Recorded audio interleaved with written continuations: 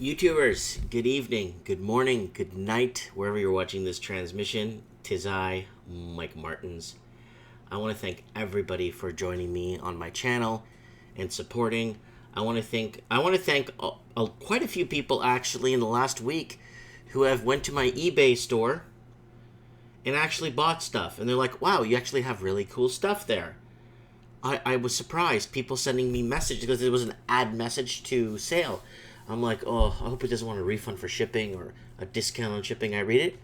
Thanks, Mike. I watched your show, housing show. I'm like, wow. Thank you. I got a couple of those actually this weekend, and they're all here, packed, ready to go. Tons of stuff, cool stuff. So I'll leave a link. There's a link on the top of my page to my eBay store. I sell toys, games, board games, cool stuff. Anyways, I'm done plugging myself, okay, guys? I rarely ever plug myself. China's going, China's housing melt up. Not a meltdown, it's a melt up.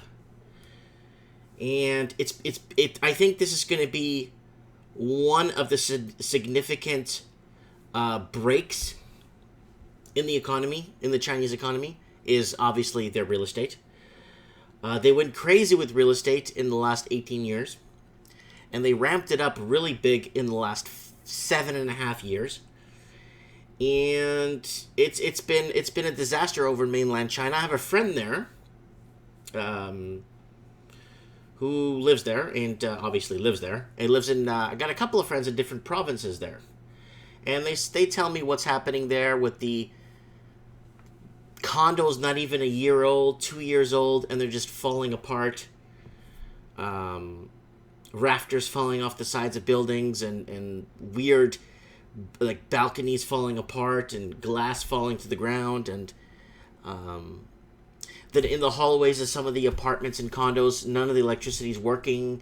Elevators don't work in some of them, and it's just sad that there's so many homeless people in China. And, well, I don't know what this homeless situation is in China. I really don't know. But I'm guessing there are homeless people in China, and it's really sad how there's so much places to live, but a lot of these places weren't built to live in. They were just built to invest in. And that's what's happening, and making this melt up that's happening, I don't think I'm going to have any comments tonight, guys. It is very late in the night. It is almost midnight here. Never mind. Walking Journey, my man, in the comment section. It's really late. And don't forget to check his channel out. So, what is happening, guys? Like, we're seeing melt-ups.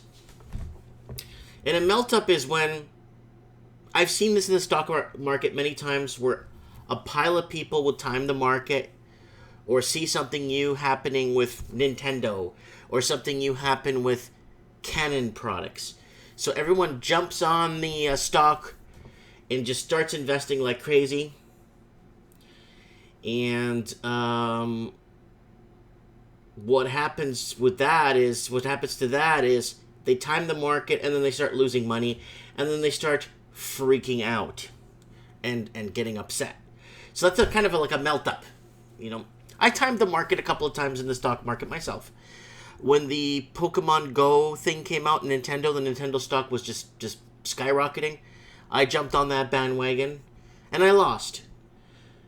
We all lose, you know what I'm saying? I mean, from time to time, we have to understand that. But when it's on a global scale, where it's going to affect every human being on the planet, we got ourselves a bit of a problem. We got ourselves in a bit of a pickle, you know what I'm saying? So let's continue here. Douglas Todd. This is a really good article. It's an old article, but I found it. And good old Douglas Todd. I hope I can meet him one day. He's arguably one of my most favorite journalists for the Vancouver Sun. Arguably. And I love how he writes his stuff out as questionary. Is China bursting Vancouver's housing bubble? Question. So it doesn't seem like no one's getting picked on or It's just a question. You know? But everybody knows what's happening when it comes to a lot of these markets and how there's so much melt up in the markets.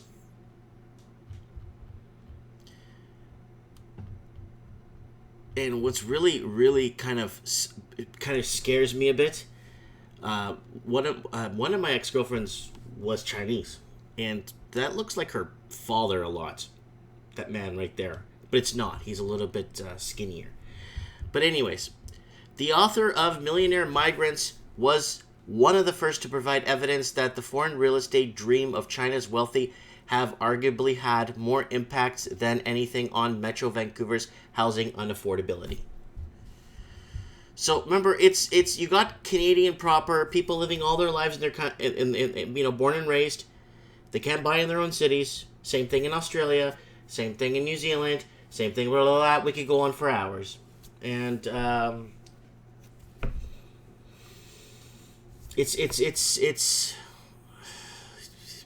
it's changing the migration patterns within the provinces and states. You are seeing different migration and different levels of wealth moving around the province. And so UBC geographer David Lay, along with SFU, that's not South Florida University, it's Simon Fraser University, Wu Kuei, told me early this year that the city's real estate bubble would be punctured when leaders of People's Republic of China further restrict money leaving their country. So remember, the capital outflows are coming out of China are being now clamped down. So this is a few months down the road since this article was written. Now strong signs are appearing in Metro's Vancouver real estate balloon has indeed been picking up China's heightened capital controls. Demand for multi-million-dollar dwellings in Metro Vancouver is falling. All the high-end stuff is sluggish, says Vancouver realtor analyst Steve Soretsky. Houses are especially dropping on the west side of Vancouver, in Richmond and West Vancouver, where mainland Chinese buyers had been active buying and building mansions. Real Estate Association of Greater Vancouver figures show the median price of a detached home is down more than $500,000 since February to $1.7 million. So there's a little blurb here on the right side. Vancouver locals selling $3 million bungalows are going to have trouble finding alternative to foreign urban land buyers. So prices need to be slashed, says... $3 million bungalows? Guys, I mean, is anybody... Delusionalness, or I'm just making up words here. The declining demand for detached homes counters a run on small condos in Metro Vancouver. Soretsky believes condo purchases are not as tied to mainland Chinese investors, while others nevertheless cite a high Asian pre-sales. So, remember, this is after this article was written. They were selling condos in China, and they were having shows in China where they were showing that even the local people can't afford to buy there, making fun of us and stuff. And it was. I mean, come on, give me, like. Veteran Canadian real estate data analyst Stephen Ponwazi also little doubts Chinese capital is having a tougher time getting out of China since leaders introduced tighter controls in January. You guys don't know. You guys have no idea how much of a runoff on wealth was leaving China. You guys have no idea. We're talking in the billions of wealth was leaving. There was a huge runoff. It's like all the wealth was leaving the country, and they had to stop it. You know what I'm saying? Vancouver locals selling $3 million bungalows are going to have trouble finding alternative to foreign urban land buyers, so prices need to be slashed. The co-founder of Better Dwelling, which specializes in housing data, said the volume of hot money leaving China in August has plummeted almost 40% in August last year, roughly 46 billion US. Wow. That's like 52 or 58, 56 billion Canadian. This is the kind of crash that typically goes into foreign real estate.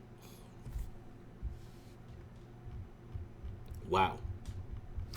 This is an old article, and I'm reading it a little bit down the road now. A little bit down the road.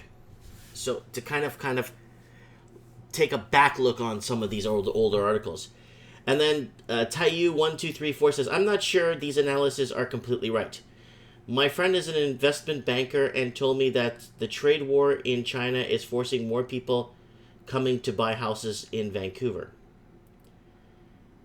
Yes, okay, so there is more people getting their money out. I'm not saying they're not. But there's a lot of people trying to get their money out with these trade wars. In my opinion, I've got a lot of people message me asking me, Mike, what do you think China versus the United States in a trade war? China will lose so bad, guys, you have no idea.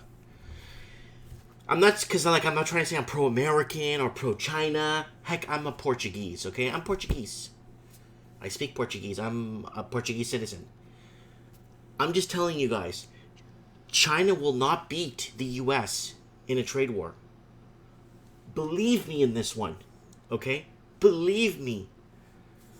You know,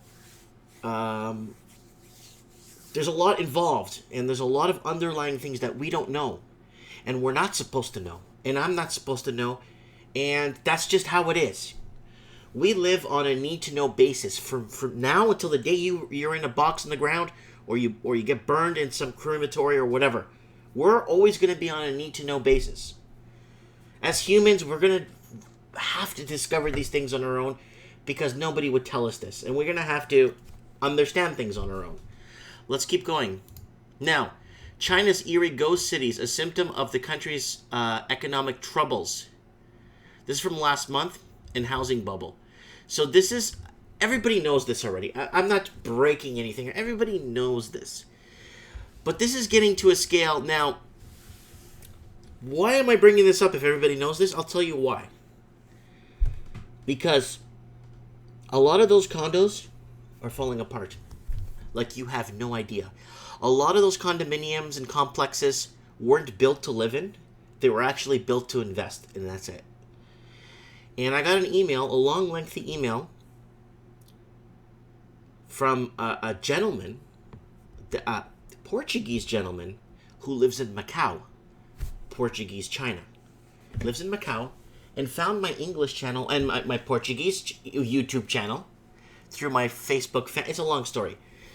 And he wrote me in Portuguese and said, telling me that from time to time, not too often, he goes over. He's a third generation or fourth generation Portuguese living in Macau, and immigrated there. Family immigrated there. I think it was in the 1830s on a steamship from Portugal. And he was telling me that he does go from time to time to mainland China to buy cheap stuff, like cheaper stuff than buying it in Macau. Like he'd go to mainland China and cross from, I think it's from, go into Hong Kong and then go, he could walk or taxi over to the mainland China from Hong Kong. And he would buy stuff that he wouldn't want to pay a lot of money for in those big in Macau or Hong Kong. And he was telling me that the amount of dilapidated new condo builds and this kind of stuff you see here, it's just falling apart. Like you have no idea. He wants to send me pictures. He could message me because he's in Macau, and Portuguese China is a little bit different from when you go on to mainland China, so he could message me very clear. He could see me on YouTube too.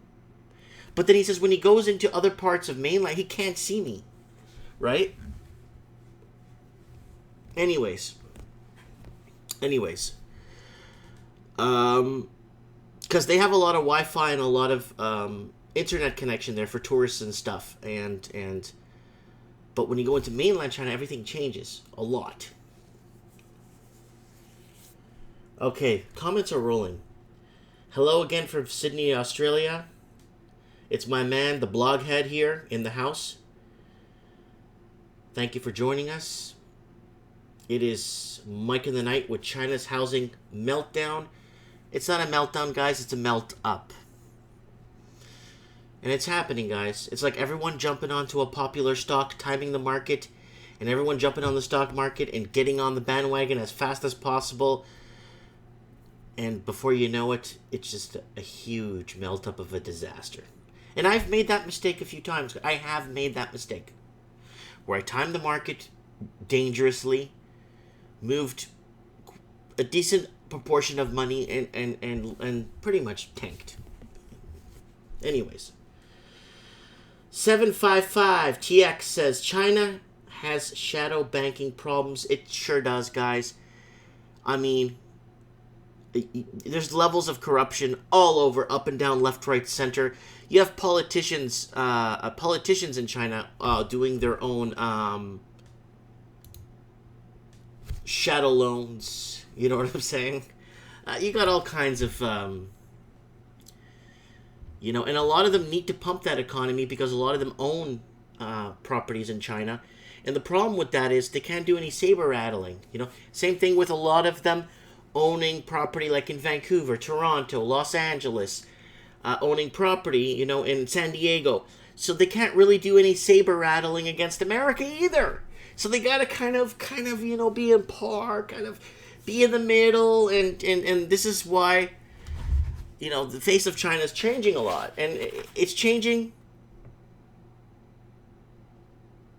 in a good way, in a social network type of way, better than it was 30 years ago, I guess.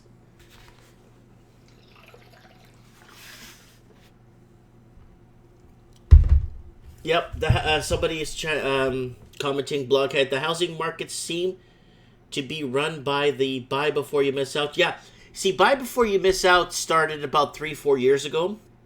And a lot of people that picked up 3-4 years ago, they won't be whistling Dixie. I can tell you that right now. And if you're whistling Dixie, you're doing good. You're on cloud nine, or you won the lottery, or you just impress a really pretty girl and you feel good about it, or something. You're on cloud nine. But this is not the case for a lot of people that bought in the last couple of years, and a lot of people are scared. Fancy villas, high-rise apartment blocks, lakes, parks, and sprawling road networks. Ghost cities in China have it all. Just one crucial element is missing: the people.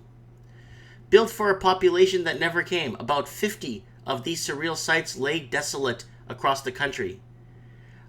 But still construction continues. They got to keep that Ponzi bubble going, right? And designed for populations numbering in the 100,000s, the mass construction projects can include towering high-rise condominiums, huge shopping centers, city squares, street lights, and replicas of cities in Europe and elsewhere. There's Paris, yay! But that's in China, the Eiffel Tower in China. Denny McCannon, author of China's Great Wall of Debt, explains. Pick up that book, guys, The Great Wall of Debt. I think I picked it up. I have it. I haven't read it yet. I think I picked it up on Amazon. I have it. I will dabble with it a bit in the next coming days. Explain the force behind the new construction project seemingly built for no one. The phenomena very much has been driven by the debt splurge that really kicked into gear after the global financial crisis, Mr. McMahon said. That's a cool last name. Hey, I'm McMahon. Local governments around the country tried to juice and stimulate the economies by building more infrastructure and stimulating the property market. That's a very bad move on the government side. Government should not be involved in real estate. Real estate is an asset, not a commodity. And that's what the big mistake was that happened here. This seemingly wasteful construction is carried out by both state-owned firms and private companies. Private companies, developers will build housing in places that end up being ghost cities because they believe the ability of the Chinese property market to only go up, up, up, he said. Guys, it's not going to go up, up, up, up. Um, so my friend, my Macauanese friend, who lives in Macau, and in the email he's telling me that a lot of these condos that you see here, the plumbing is an absolute disaster. There's leaks everywhere because a lot of people don't shut off their main water when they buy. Some people don't even walk into those condos. They leave them just to have them. And there's plumbing problems up the wazoo that you would have no idea you would never fathom the plumbing problems. Water going down through 5-6 different floors of units, and it's such a terrible. And he was telling me that a lot of the locals won't even squat in there because the drywall. They said they have respiratory breathing problems with some of the drywall that's going on there. Some of the drywall is so bad. So China's housing vacancy rates, like many other potentially sensitive data, is shrouded in secrecy. It is believed that a number of empty apartments could have hit as many as 64.5 million. The number of properties in State Grip Corporation of China confirmed Beijing Morning Post as not having used electricity for 6 consecutive months in 2010. However, the state-owned company refuted that number to another Chinese media outlet just days earlier. Guys, it's not 64.5 million. One person that's a good estimator on this, I'm not going to mention his name because he's been threatened. He says it's about 109 million empty units. So, my buddy, SPT in the house, baby. SPT. China is economic, financial, monetary, social, political collapsing, falling apart. As we speak, almost all manufacturing in people's China has stopped, come to a halt. 4 provinces have claimed independence. So, okay, here's the deal, guys. There's a lot of parts in China. I've done this in a Portuguese documentary called Trouble in the South China Sea and the whole 9 yards, right? And that documentary, researching and stuff, oh man, there's so many provinces and states in China that was basically just taken by the communists. Ran after World War II, try to spread out as far as possible to expand the communist regime.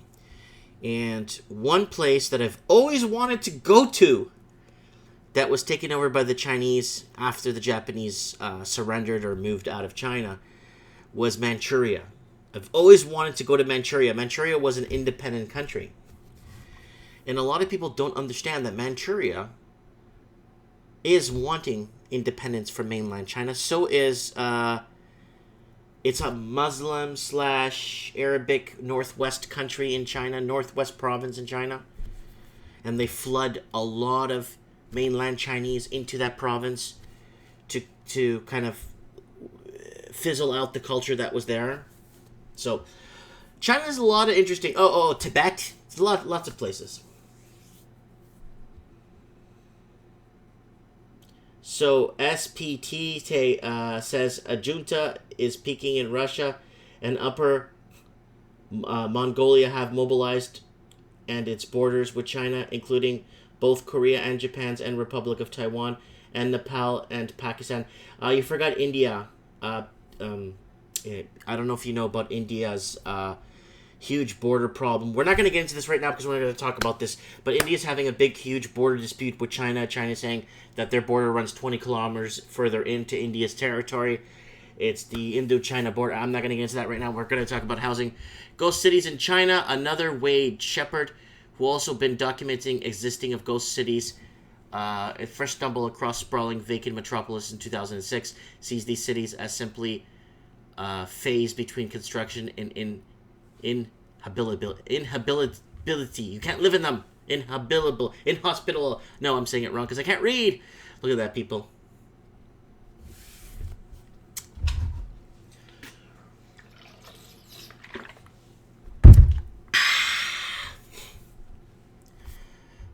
Mr. Shepard said that kind of construction phase had been seen through the global history when developers' nations first expanded, just not the same excessive scale as in China. Look at that, man. Look at these beautiful buildings. But remember, guys, like I said, it's different from the inside. From the inside, when you're looking at the out, it's very different from the inside. So I got people on the ground. I got people, a couple of good friends, like I said, in Macau, and the internet restrictions is a little bit different there.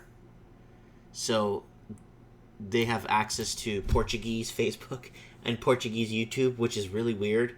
Is their main one, which is Portuguese China. But he's telling me, man, these things, you have no idea the plumbing issues. Okay, guys, these towers, everyone's worried about more of a fire hazard, a massive fire hazard, people in tower. No, water is a bigger hazard in these things than any fire would ever be. These things, once water starts getting into the walls in between windows and leaks start happening in the faulty plumbing, you guys have no idea how bad this is. Like, this is huge. And a lot of faulty plumbing angles being, like, a friend that, again, somebody else, angles for hot water, piping and stuff, not supposed to be used for hot water. Very thin copper, really cheap crap. Really bad. You have no idea.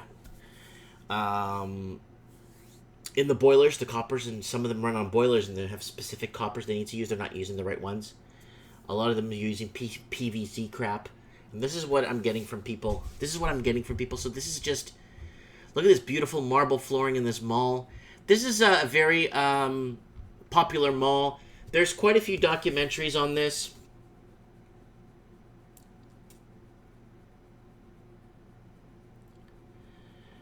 Hold on a sec.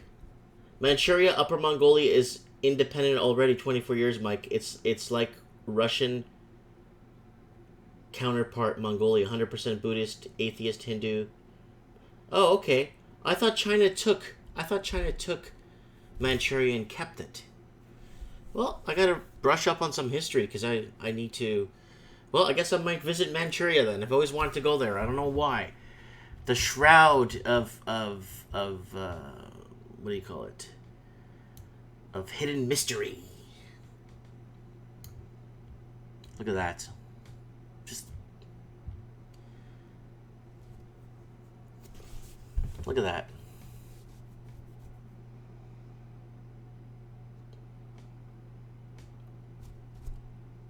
So many people starving, and look at that.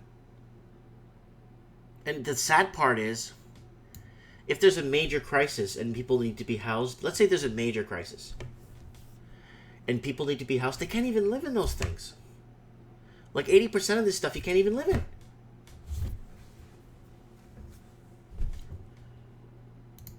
Important article here from last week? It's a kind of important one. China scales back property subsidies, adding to growth concerns. Analysts say the withdrawal of subsidies will damp property demand, leading to reduced construction activity. So, obviously, there's government subsidies going around trying to inflate this bubble.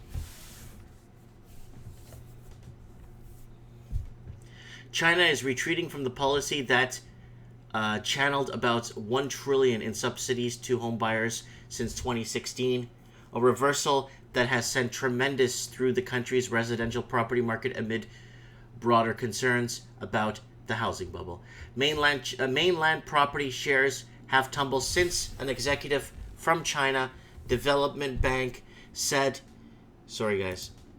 in a teleconference hosted by big investment bank this month by CBD, was tightening loan approvals for subsidy programs. So here we go. Subsidies, pay them back when you can. Interest-free for, 6 months? I think it was interest-free for 6 months. And then some of them you don't have to pay back.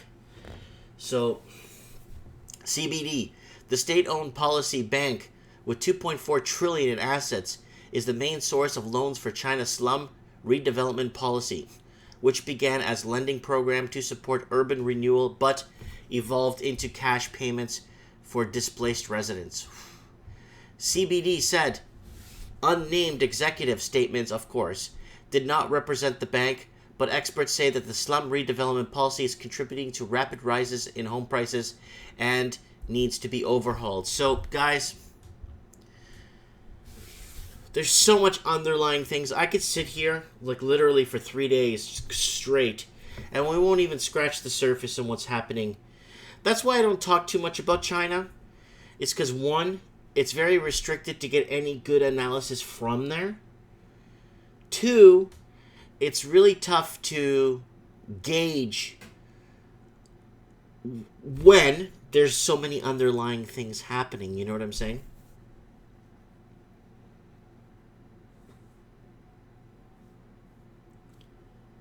And everybody is commenting. Let's get these comments rolling. Come on, there's 30 people watching. Let's go. Comment.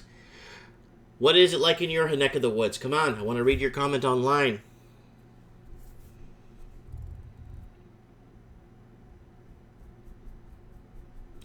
Some SPT says more houses than those in need of one and no jobs. And guys, you know what's happening too? It's this construction boom since the mid 2000s, early 2000s in China. Early part of the century. Sorry, early 2000s. Led to a lot of construction jobs. Lots of work. But when those construction jobs start to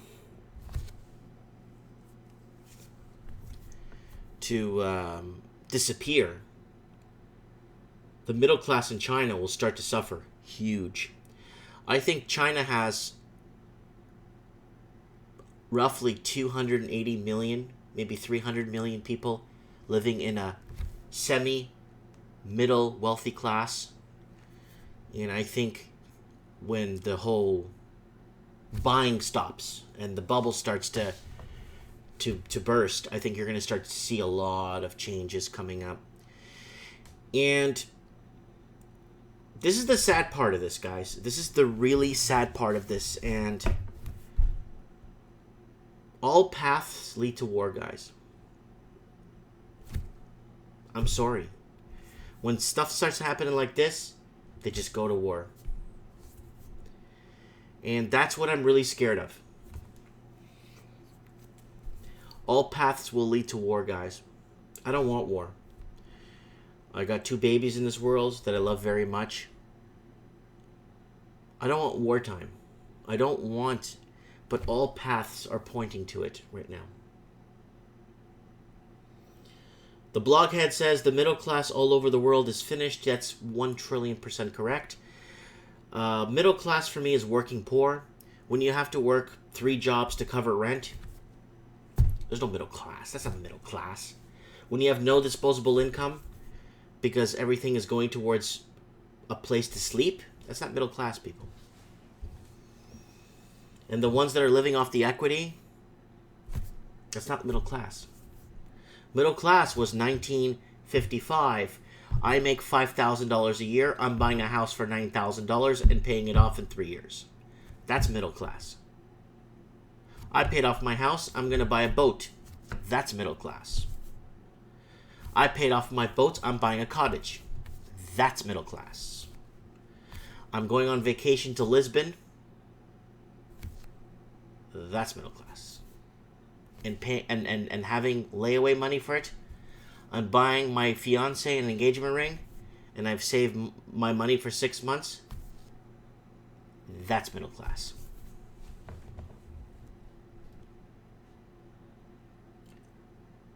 China grew too fast, and it's going to have a hard landing. Oh, big time. Something needs to be fixed. There's too many underlying things happen, and a lot of it gets surfaced. You know what I'm saying? Why China can't fix its housing bubble?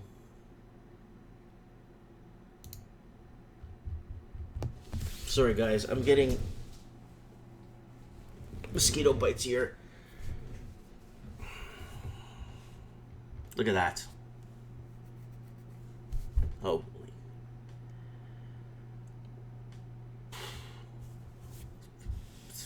I don't even know what to tell you guys, you know?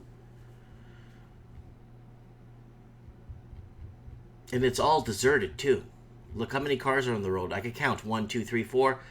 And these are a bunch of parked ones. 5, 6, 7, 8, 9 cars on the road.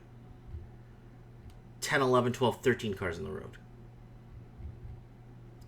Real estate is the driver of Chinese economy. By some estimates, it accounts directly and indirectly for as much as 30% of gross domestic product. Wow. Guys, I'm just reading this now. I thought it was 8% of China's gross domestic product. I thought most of... Wow. 30%.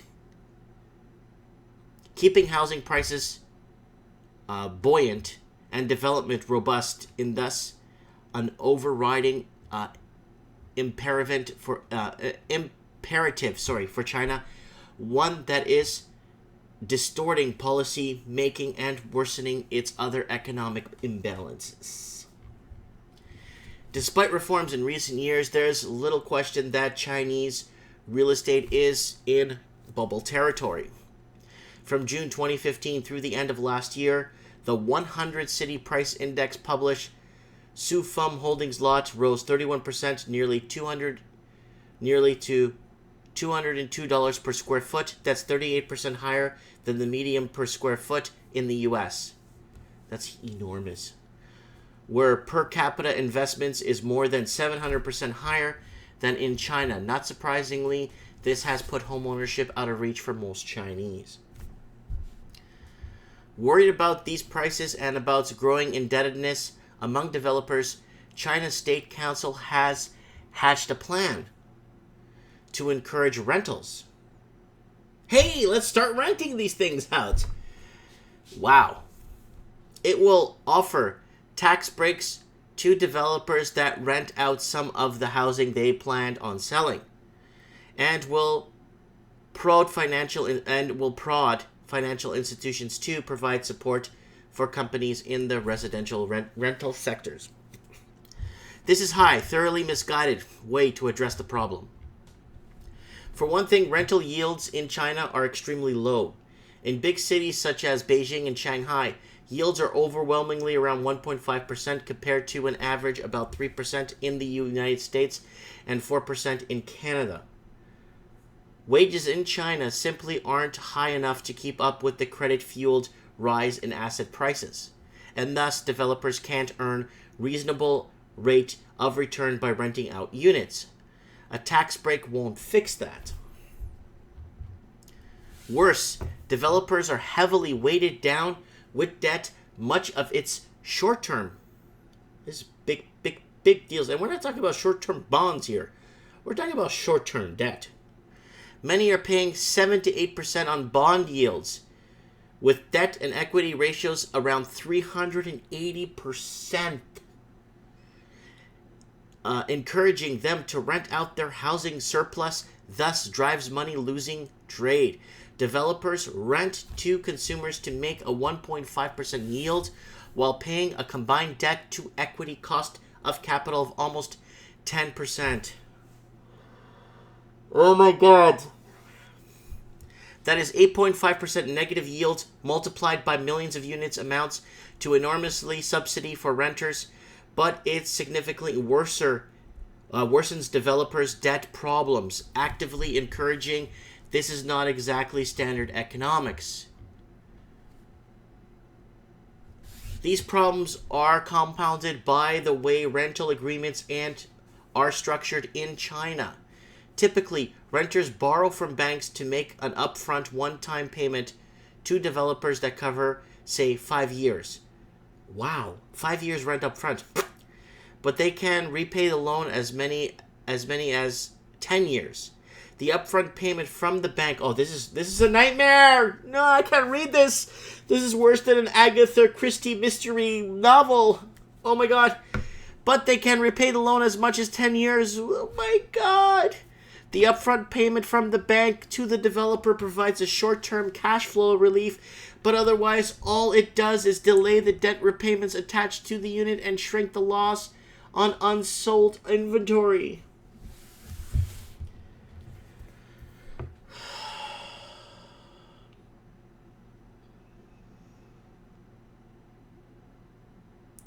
Guys, you have no idea what I just read there. That was just like a punch in the stomach. Guys, maybe I'm going to tell this in Spanish. Or maybe in Portuguese here, because this is a big deal. This is a very big deal here. This is like, hey, here's your rent money up front. 5 years. Let's stimulate this housing crisis into further melt up. It's called melt up.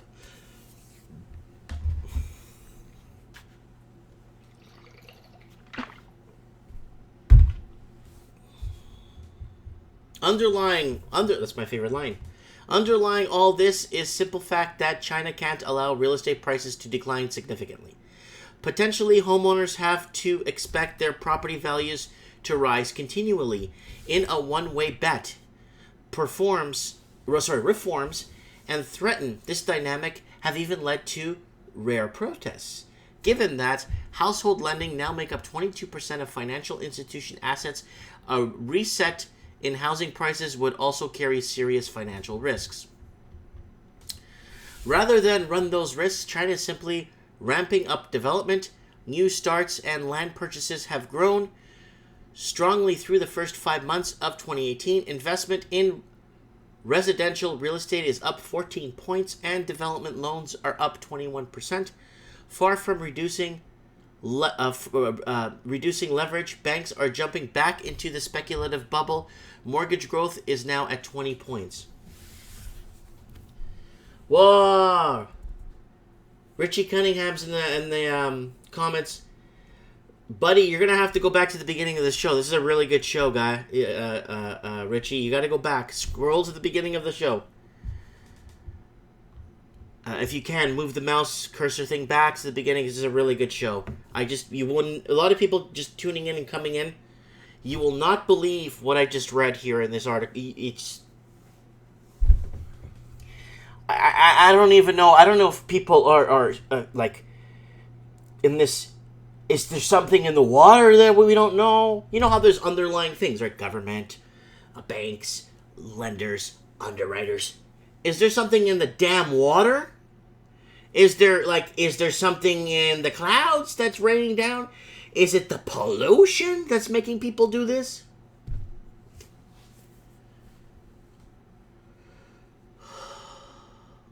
The most direct way to deflate the bubbles is to slow lending. That could mean increasing required down payments even further, rising the capital risk, weighing on real estate assets for banks, or simply setting a hard cap on new loans. But without a significant slowdown in the growth of credit flowing into real estate, no amount of tinkering by regulators will make much difference. So guys, someone in the comments section said there's a lot of shadow banking happening in China. I think that was 755TX that commented there earlier, saying that there's a ton of shadow banking happening, and a lot of Chinese are headed in that direction since I think it was early 2011. Sorry. In fact, by accelerating real estate lending while encouraging banks and developers to subsidize renters, the government is making things worse by delaying restructuring. The government should not be involved in housing. Housing is not a commodity. It's an asset, and people are taking that for granted. People don't understand the most important purchase you'll ever make in your life is a house. The most significant purchase you'll ever make in your life is a house. Developers will worsen their debt load. Consumers will be burdened with no longer rent repayment terms, and new homes will remain as unaffordable as ever, even as added inventory comes onto the market. This latest plan will buy time, but this raises all important questions. For what? to contact the author. I'm going to contact this guy and tell him. I think it's a him. Christopher, yep. Oh yeah, this is a really good written article, really well written article. It's from June 24th, but it caught my eye today. And it's right on the money. The whole thing's right on the money, man. This is phenomenal. And Bloghead is commenting again, the lack of economic understanding. But I mean, that's very true. That's severely true. I mean, but how can you not know? When you're going to enslave yourself into these spending 15 million Chinese dollar yuans or whatever, Chinese dollars to buy a house, don't you know what you're getting into? Don't you understand what kind of risks you're taking? Remember, it's a commodity. It's not an asset anymore.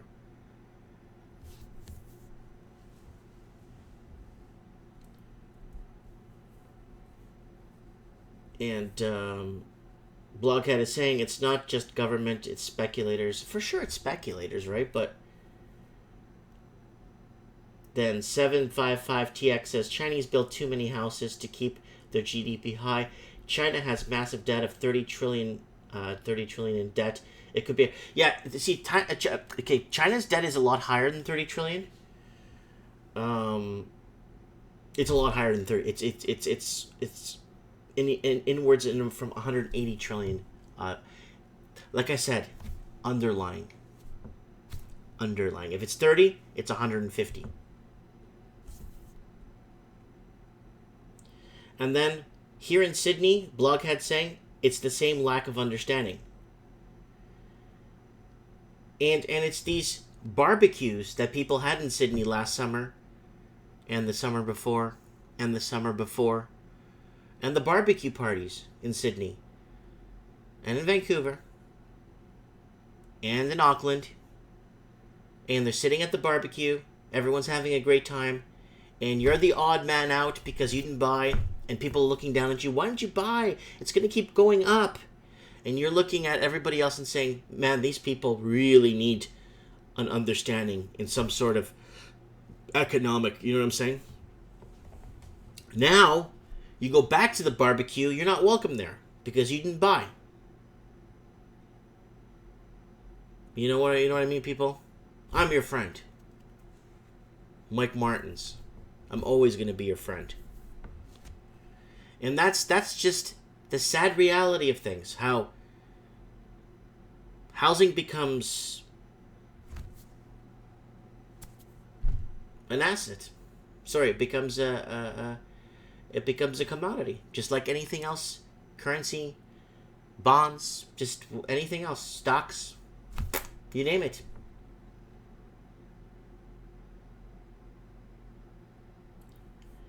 GST 10% as of July 1st in Australia. Chinese importing business closing down, forced to purchase goods from Australian businesses, putting more measures on China. Yeah, that's what's going to be happening, guys, along. And then Blockhead says, you're not wrong. I'm glad to be the odd man. Me too. Oh, yeah. Oh. I'm the odd man out. Don't worry, Blockhead. We'll meet sometime. Let's say in Darwin. I always wanted to go to Darwin. I always wanted. So if I visit Timor again, I go to Timor and I speak in some of the universities there in Portuguese for my discussions and stuff and economic stuff that's going on with the country. And I will catch a steam tramp or something and get over to Darwin. Okay, Marcus Collins is saying Amazon won't sell to Australia. Good. So you start something called Aussie Star and start selling to Australian proper. Based in Australia, only in Australia, and made by Australians. Someone says they don't like fixing things in China. Yeah, there's a whole light bulb story in an elevator thing. I'm not going to share with you guys. I'm not going to get into the whole light bulb story. Okay. China's housing melt-up continues as new home prices rocket in 19 months during May. Again, slightly newer article. It's only from a month ago, less than a month actually, 2 weeks ago. China's new home prices rose in May, the fastest pace in 19 months.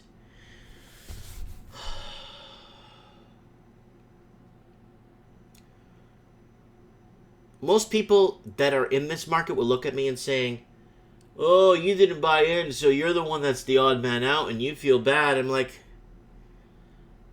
I don't feel bad. Believe me, I feel sad. What's happening here?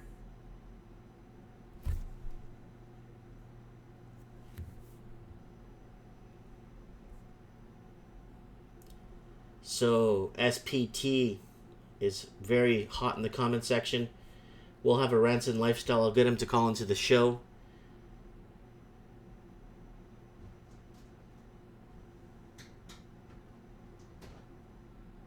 Someone's at my window here. I hope it's not my cat trying to get in. Yeah. That's my cat. It's my cat.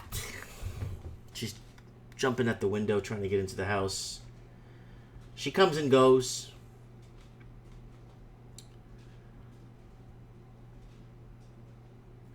So let's keep going. So China's new home prices rose in May, fastest pace in 19 months. So that's why I backtracked this article for you guys here. Sorry. Not that one. This one. That's why I backtracked this article so you guys could understand what's happening here. Then you guys could understand what's happening here. And all these articles tie into each other to what's happening right here from 2 weeks ago. But this is very significant. China's housing home prices rose in May, the fastest pace in 19 months. Even the government's 2-year campaign to cool the housing market remained in full swing. Guys, I'm going to have to let my cat in before she breaks the window. Give me a sec.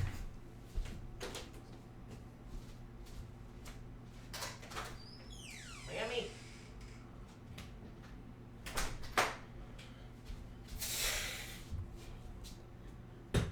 Sorry, guys. My cat's name is Miami. China may be insolvent, but they're purchasing lots of gold. Yes, I read that article. Was it yesterday? Mike in the Night. New home prices, excluding government subsidy housing, increased in record 61 cities of the 70 cities tracked, up from 58 cities. Recorded gains of April in 55 cities and March, according to released February, the National Bureau of Statistics. New home prices fell in 7 cities and remained flat in 2. Guys, this is a melting pot of I don't think there's a word in English to describe this. So all these are tying into each other from what I'm reading here. Every article ties in. And if you read the timelines on these articles when they were published, you could see how. And this one here is a very interesting one from January 2nd, 2018. And now with the capital outflows in China being stopped or halted, more people are now reinvesting in China, where you're getting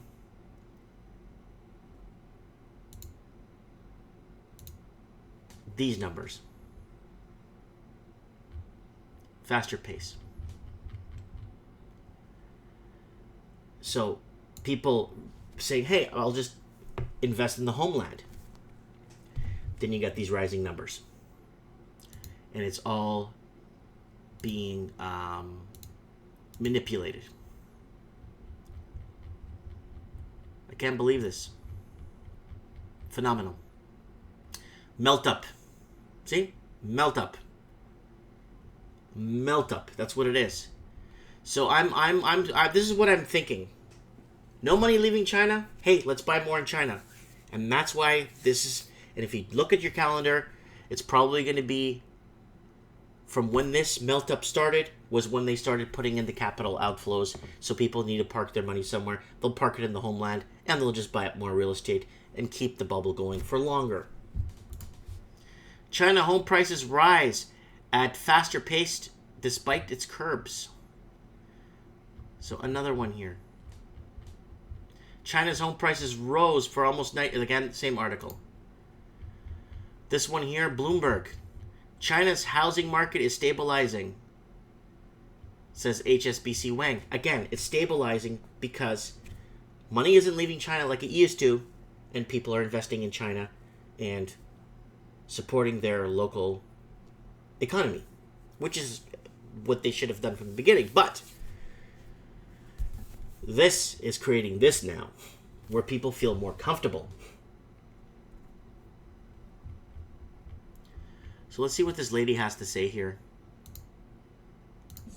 Julia, so what are you making of the bare bones, and what does it tell us, if anything, currently about the state of housing?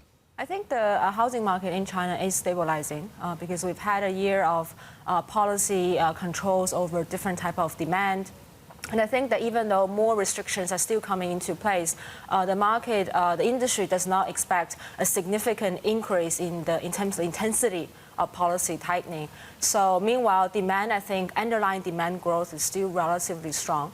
So I think that in an environment of tightening credit, companies may be more incentivized in the second half of the year to release more supply into the market, which is why in May, the data that was released yesterday, we saw new home sales actually picking up to an 8% year-over-year growth. Land sales also stabilizing. I'm just, we've seen that the first-tier cities, and they continue to drop year on year, don't they? For this is according to the National Bureau of Statistics there. And it's the third and fourth-tier cities which have been driving things along. But that was, I suppose, something we had to wait for at some stage, didn't we? Is it because they've got also more freedom, and is it cheaper to buy, and is it all speculative, is my point? Well, I think it's not just all speculative. I think that there's an element of upgrading, which is happening in third and fourth tier city. And second-tier city, I'm getting headline also rising year on year too, yeah. Yeah, it's being allowed because I think that policy restrictions are not as severe in third and fourth tier cities. Policymakers generally are happy for people to buy homes. In tier one cities, you still have pretty severe price caps, you have demand restrictions. So it's difficult for suppliers really to release that much more unit onto the market. But I think that the market is gradually stabilizing, and in the absence of major demand-side shock to the. Of course, they won't mention the capital outflows on China coming to a halt that is creating this bubble. Of course, they're not going to say that. Well, that's just my opinion, right, guys? So I don't know, right? And once again, we don't know. It's a really restricted country when it comes to getting information, right? So China's sluggish outlook for the housing market in 2018-2019, Standard Chartered. Analysis at Standard Chartered expects China's annual housing floor space sold to fall 3% in 2018, recovering growth of 4% in 2019. The real estate sector is likely to contribute to lower 0. PPT to GDP growth, in 2018 and 0.3 PPT and percentage points, in 2019. Our comparison of 40 cities suggests that the housing affordability is worst in Xinjiang, Beijing, Xi'an, Sanya, Zim, and then it just goes to more housing downturns there. China has announced another property crackdown as prices begin to bubble. Again, guys, you see how people are farming right by the Eiffel Tower? When I was a kid and when I would see China and stuff, it was always the land shrouded in mystery and a place where few ventured off to. And it was that really cool, the dragon, the mist, the fog, the way, you know what I'm saying? and it's transformed, became more and more semi-westernized in a way. It's and people are taking the land back. Look at that. They're farming right by the Eiffel Tower. They're taking it back. That's what's going to happen. The Earth, our planet, will just start taking back all those condos and everything. Will just be gone. You know what I'm saying? Guys, if you're just tuning into the show, scroll back to the beginning of this show. This is a really good show. And I explain how the capital outflows of China have pretty much been cut off, and it's creating this bubble here that is making home prices rocket the most since the last 19 months. It's got 0 shares. People should be getting this word out. This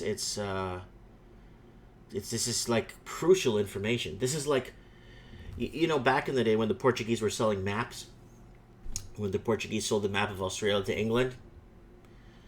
This is like a map. This is like important. This is like, guys, this is what's happening in our economy. It's like buy gold, buy silver, buy anything you can. Anon just jumped into the comment section also from Australia. Anon, go to the beginning of this show. This is a really good one. This is a very good show. And Dr. Ted is in the show tonight. Dr. Ted. Usually he's commenting on what's happening in China a lot. I think he's a Chinese citizen of China, but he's not on the show tonight. Anyways, guys, it's almost 1 o'clock in the morning here. So I got a day off tomorrow, but I wanna wake up early enough to do things. And yeah, guys, don't forget to subscribe to my channel. And I do all kinds of stuff, rants and lifestyle. Man, I talk about food, my garden, video games. A kind of a little blanket of a little bit of everything that's happening around us. And I'm looking very forward to read this comment section in this show. I'm very looking forward to seeing what people see that's happening. I mean, there's a lot of plain as day. Plain as day. I want to hear more in the comments about very underlying things. Things that wouldn't come up in typical media. Stuff because China is a very restricted country when it comes to information, right? Anyways, guys, big hug to everybody. I love you guys very much. And don't forget to buy something from my eBay store if you'd like. And if you're from Australia, just message me if you want something. I got so many cool things. I want to thank the subscribers who've been buying from my eBay store. It's like, oh, I was actually going to buy this from a local store, and I'll just buy it from you, Mike. And you're a bit cheaper than the local store anyway. It's like, what? Thank you guys so much for that. That means a lot to me, And on PayPal, please, guys, don't send me money. Someone sent me $20 again last night. Do not send me money. I don't want money. Buy something. Someone sent me $40 2 days before, and then someone sent me, I think it was $84. It's these weird amounts because when you convert it from your currency to mine, it's always these weird amounts. So it's like not 40, it was 39.13, and then it was like 58.77. Guys, don't send me money. Okay, I love you guys. It's great. If I ever need anything, I'll let you guys know. I don't. Okay. Thanks for watching. God bless, and watch this from the beginning if you're just tuning in. And have a good night, people. Have a good morning and a good day.